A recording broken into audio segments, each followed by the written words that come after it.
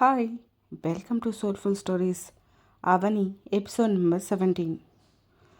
అవని life settle అయ్యే వరకు పెళ్లి చేసుకోను అని చెప్పిన పూజ, నువ్వు నా కోసం వెయిట్ చేస్తూ నీ టైంని వేస్ట్ చేసుకోవాల్సిన అవసరం లేదు, నువ్వు మరో పెళ్లి చేసుకోవచ్చు అని చెప్పింది. ఆ మాటకి పూజ వైపు తీవ్రంగా చూశాడు ఆకాష్. పూజ తలదించుకొని నేల చూపులు చూసింది. ఆకాష్ చైర్లోంచి లేచి బయటికి నడిచాడు. పూజ కూడా అతని వెంటే లేచింది. ఇద్దరూ కలిసి కాఫీ షాప్ నుంచి బయటికి వచ్చారు. పూజ వెంటనే అవనికి ఫోన్ చేసింది.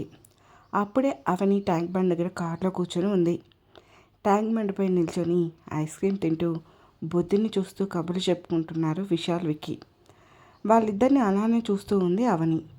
ఇంతలో ఫోన్ రింగ్ అవడంతో తీసి లిఫ్ట్ చేసి, ఎక్కడున్నారు పూజ అని అడిగింది.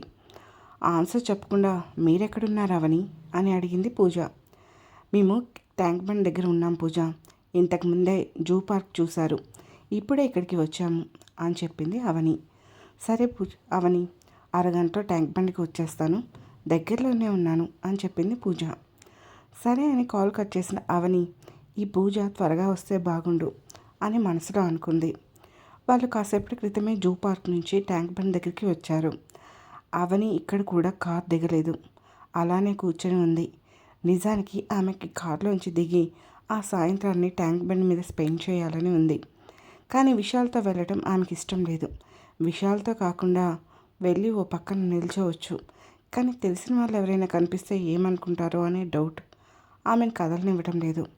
ఇక విశాల్ కూడా అవనిని కదిలించలేదు, కానీ విక్కీతో మాత్రం హ్యాపీగా ఎంజాయ్ చేస్తున్నాడు.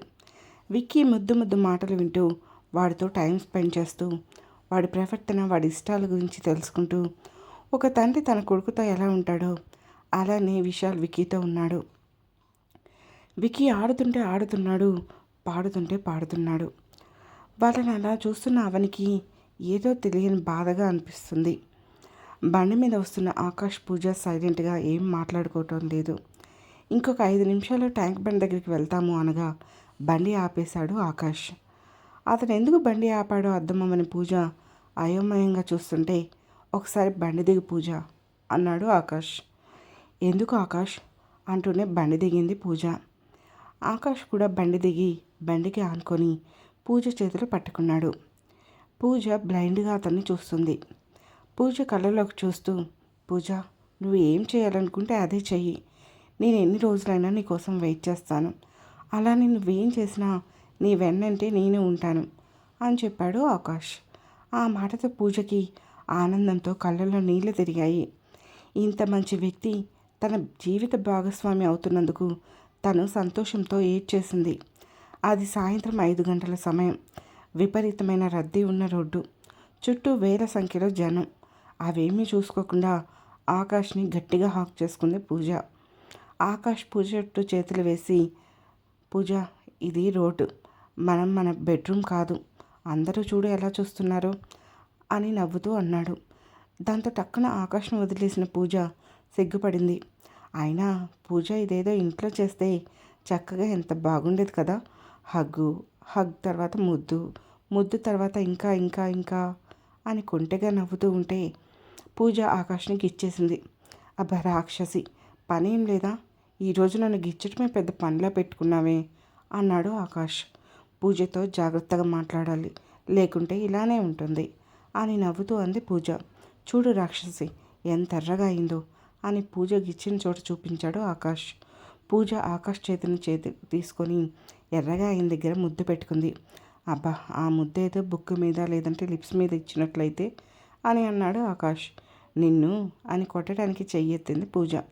ఏం చేస్తావు అంటూ పూజ మీదకి వెళ్ళాడు ఆకాష్. ఏం లేదు కానీ పద, అవని మన కోసం వెయిట్ చేస్తున్నట్లుంది అంది పూజ. ఆకాష్ బైక్ స్టార్ట్ చేశాడు. పూజ ఆకాష్ని గట్టిగా హక్ చేసుకొని వెనక్కి కూర్చుంది. ఆకాష్ రయ్యమంటూ బైక్ పోనించాడు. మరోవైపు అవని కార్ దిగి కార్కి ఆనుకొని పూజ కోసం వెయిట్ చేస్తూ విక్కీ వాళ్ళని చూస్తుంది. దాదాపు 4 గంటల నుంచి కూడా వాళ్ళ కబుర్లకి అంతే లేదు. అసలు ఏం మాట్లాడుకుంటున్నారు వీళ్ళంతా అంతగా అని ఆమెకు ఒక కుతూహలం కలిగింది. ఇంతలో పూజ, ఆకాష్ వచ్చారు. వాళ్ళిద్దరు రావడంతో విశాల్, విక్కీ కూడా కార్ దగ్గరికి వచ్చేశారు. ఇక బయలుదేరదామా అన్నాడు విశాల్. పూజ ఓకే అంది. అవని మౌనంగా కారు ఎక్కి కూర్చుంది. పూజ కూడా ఆకాష్కి బాయ్ చెప్పి కారులో కూర్చుంది. విశాల్ విక్కీ చేతిని పట్టుకొని ఆకాష్కి షేక్ హ్యాండ్ ఇచ్చి మనం తర్వాత ఫోన్లో మాట్లాడుకుందాం అని చెప్పాడు. ఓకే అన్నా అన్నాడు ఆకాష్. పూజ అవని కారులో ఉండటం వల్ల వీళ్ళ మాటలు వినిపించలేదు. ఆకాష్ బండిపై విశాల్ వాళ్ళ కారులో చెరోవైపు వెళ్ళిపోయారు. విశాల్ కార్ డ్రైవ్ చేస్తూనే విక్కీతో కబుర్లు చెప్తున్నాడు. సాయంకాలం పూట ట్రాఫిక్ వల్ల సిటీ బయటికి రావడానికి దాదాపు 2 గంటల పైన పట్టింది. సిటీ బయట ఒక దాబా దగ్గర ఆగి ఫుడ్ తినేసి మళ్ళీ స్టార్ట్ అయ్యారు. ఫుడ్ తీసుకోవటం వల్ల పూజ వెంటనే నిద్రపోయింది. విక్కీ కూడా నిద్ర రావటం వలన విశాల్ ఊళ్ళోనే పడుకున్నాడు. అది చూసిన అవని, సార్ ఒకసారి కారు ఆపండి, విక్కీ నేను తీసుకుంటాను అని చెప్పింది. పర్వాలేదు అవని గారు అన్నాడు విశాల్. అయ్యో మీరు డ్రైవ్ చేస్తున్నారు కదా, ఇబ్బందిగా ఉంటుంది, నేను వాడిని తీసుకుంటాను అని చెప్పింది అవని. నాకేం ప్రాబ్లం లేదు, ఉండనివ్వండి అవని అని చెప్పి విక్కీ తల నిమిరాడు విశాల్. అతను ఇలా చేస్తూ ఉంటే అవనికి ఒక క్షణం విక్కీని తన తండ్రికి దూరం చేసి ఏమైనా తప్పు చేస్తున్నానా అనుకుంది అవని.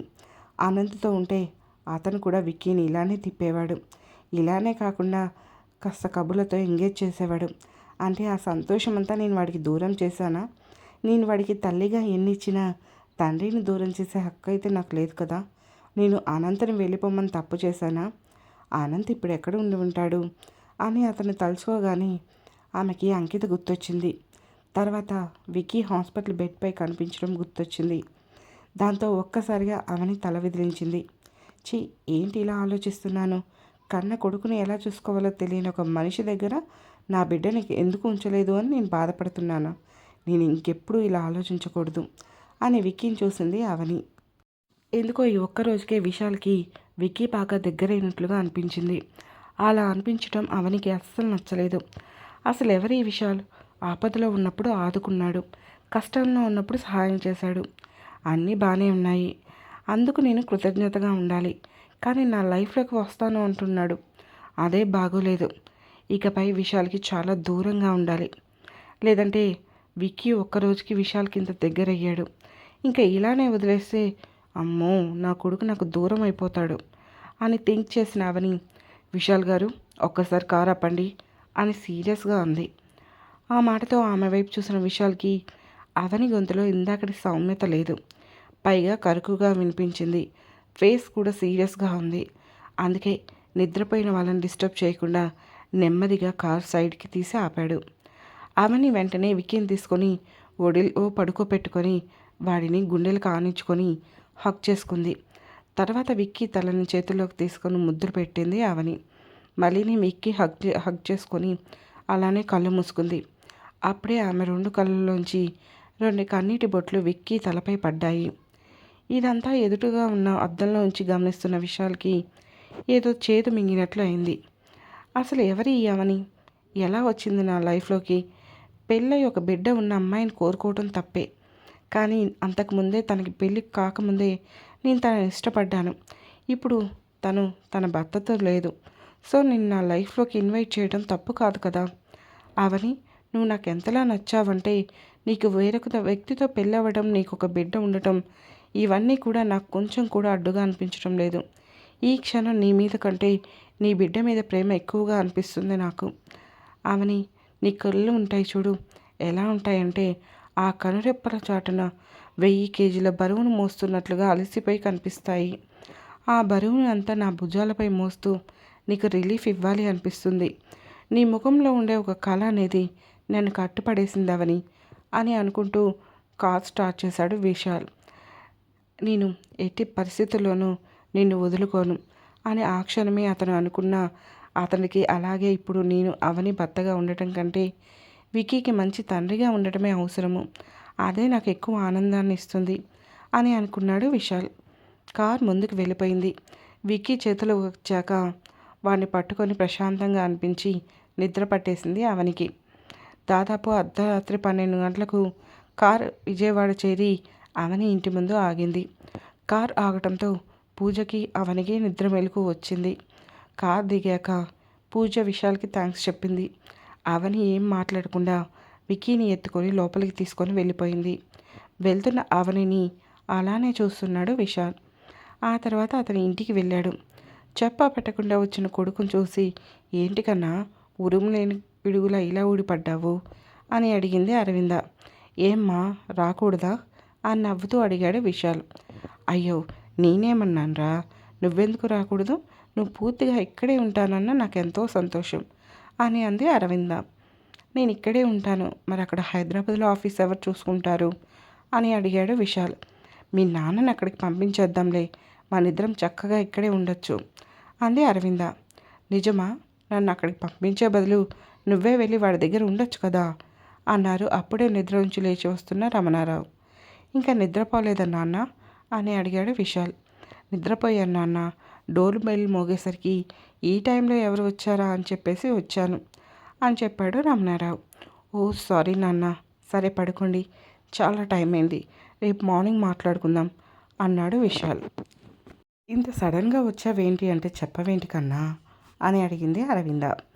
ఆరు, నీకు అన్నీ ఆరాటాలే, రేపొద్దున మాట్లాడుకోవచ్చు కదా, వాడు ప్రయాణం చేసి అలసిపోయాడు, పడుకోనివ్వు, నువ్వు వెళ్ళరా అని విశాల్ని పంపించేసి ఆయన కూడా తన రూమ్కి వెళ్ళిపోయాడు. విశాల్ రూమ్లోకి వెళ్ళి అలానే బెడ్ మీద వాలిపోయి అవని గురించి ఆలోచిస్తున్నాడు. అవని, నేను నా దాన్ని చేసుకోవటం కోసం నేనేం చేయాలి, రేపు ఒకసారి వెళ్ళి మళ్ళీ నిన్ను కలవాలి అనుకుని పడుకుండిపోయాడు. తెల్లవారు లేచేసరికి అప్పటికే టైం 10 దాటింది. ఆఫీస్కి ఫోన్ చేసి పిఏకి చేయవలసిన పనులన్నీ చెప్పేసి నేను 2 రోజులు ఆఫీస్కి రావట్లేదు చూసుకోండి అని చెప్పాడు. అతను ఫ్రెష్ అయ్యి కిందకి వెళ్ళేసరికి రాక 10 రోజులకు కొడుకు వచ్చాడు అనేసి రకరకాల వంటలు చేస్తున్న అరవింద కనిపించింది. అతన్ని చూస్తూనే టిఫిన్ చేద్దాం కన్నా అని పిలిచింది అరవింద. వాళ్ళ అమ్మ అవతారం చూస్తేనే అతనికి ఈరోజు వంటగదిలో ఆమె ఎంత పెద్ద యుద్ధం చేసిందో అర్థమైపోయింది. చెదిరిపోయిన జుట్టు, మొహమంతా చెమట, పాపిట్లోని సింధూరం చెమటకి ముఖంపై కారింది. రోజు వాళ్ళ కోసం కుక్ చేయడానికి వంట వాళ్ళు వస్తారు. కొడుకు వచ్చినప్పుడు మాత్రం కష్టమైన అరవింద ఇష్టంగా వంట చేస్తుంది. విశాల్ వాళ్ళ అమ్మని చూస్తూ నవ్వుతూ వెళ్ళి డైనింగ్ టేబుల్ దగ్గర కూర్చున్నాడు. అరవింద వెంటనే అతనికి ప్లేట్ పెట్టేసి, కన్నా ఫస్ట్ ఏం తింటావు అని అడిగింది. అమ్మా నాన్నగారు ఎక్కడున్నారు అని అడిగాడు విశాల్. మీ నాన్న వెళ్ళి 1 గంట అయిందిరా అని చెప్పింది అరవింద. అప్పుడే వెళ్ళిపోయారా అని అడిగాడు విశాల్. ఇప్పుడు టైం ఎంతైంది అనుకున్నావు కన్నా అని అడిగింది అరవింద. దాంతో అప్పుడు కానీ హాల్లో ఉన్న గడియారం వంక చూసిన విశాల్కి టైం ఆల్మోస్ట్ 11 చూపిస్తుంటే ఓ అనుకుంటూ ప్లేట్లో తల్లి వడ్డించినవి ఒక్కొక్కటి తినటం స్టార్ట్ చేశాడు విశాల్. అతను తింటుంటే ఆమె వడ్డిస్తూనే ఉంది. అబ్బా ఆపమ్మా, ఇన్ని తింటే నా కడుపు ఏమవ్వాలి అని అడిగాడు విశాల్. పర్వాలేదులే కన్నా, అన్నీ కొంచెం కొంచెం తిను, చిన్నగా నిదానంగా తిను అని చెప్పింది అరవింద. సరే ఇక పెట్టకు అని అమ్మ అంత కష్టపడి చేసింది కదా అని చిన్నగా మొత్తం తినేశాడు విశాల్. తిన్నాక చేతులు కడుక్కొని వెళ్ళి సోఫాలో కూర్చున్నాడు. అరవింద కూడా తినేసి వచ్చి కొడుకు పక్కన కూర్చుంది. కన్నా ఇప్పుడు చెప్పురా, నైట్ ఎందుకు అలా చెప్పా పెట్టకుండా వచ్చావు అని అడిగింది అరవింద. అబ్బా అమ్మ, అది నువ్వు ఇంకా మర్చిపోలేదా, అయినా మీ లేడీస్ ఏది ఒక పట్టాన్ని మర్చిపోరు కదా అని నవ్వుతూ అన్నాడు విశాల్. కన్నా మాట మారుస్తున్నావు నువ్వు అంది అరవింద. అదేం లేదమ్మా అంటూ హాస్పిటల్ వైపు వెళ్ళడం, హాస్పిటల్ దగ్గర అవని, పూజ, విక్కీ కనిపించటం, వాళ్ళని విజయవాడ తీసుకుని రావటం, ఇలా అంతా పూసగుచ్చినట్లు చెప్పేశాడు విశాల్. ఓ అవునా కన్నా, అయితే నిన్నంతా నువ్వు అవనితో ఉన్నావా అని హ్యాపీగా అడిగింది అరవింద. అయ్యో అమ్మ, నీకు అలా అర్థమైందా, అసలు అవని నా ఉనికినే భరించలేకపోతుంది అని మనసులో అనుకున్నాడు విశాల్. తర్వాత కాసేపు తల్లితో మాట్లాడాడు. ఆ తర్వాత ఆమెకి తన ఫ్రెండ్ నుంచి కాల్ రావడంతో పక్కకి వెళ్ళింది అరవింద. ఇక విశాల్ ఏమో ఒకసారి ఆకాష్తో మాట్లాడాలి అని ఆకాష్కి ఫోన్ చేశాడు. ఆకాష్ వెంటనే ఫోన్ లిఫ్ట్ చేశాడు. హాయ్ అన్న, ఎక్కడున్నావు అని అడిగాడు ఆకాష్.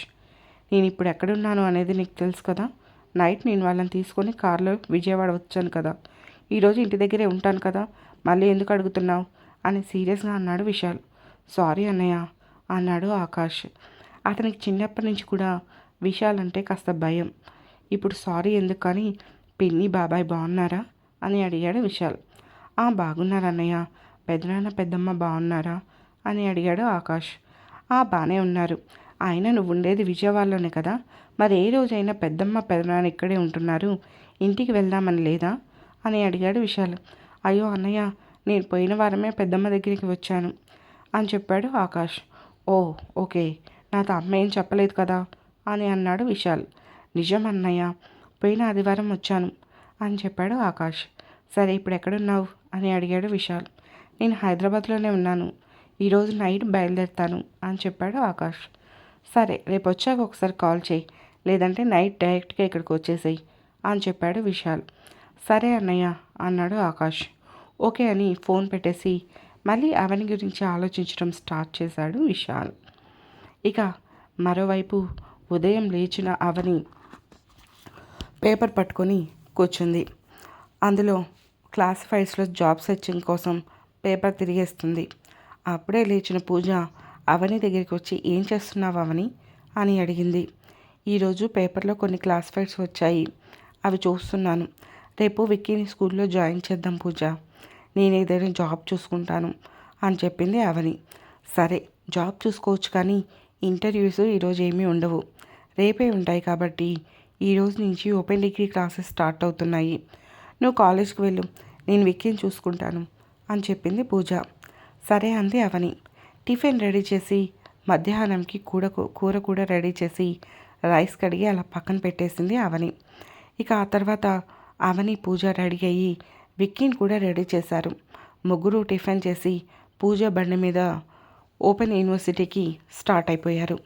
స్కూటీ దిగిన అవని విక్కీ పూజకి బాయ్ చెప్పి కాలేజ్ వైపు తిరగగా అక్కడ ఎదురుగా కనిపించిన వ్యక్తిని చూసి షాక్ అయింది.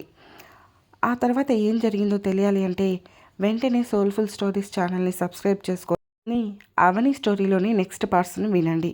Thank you so much.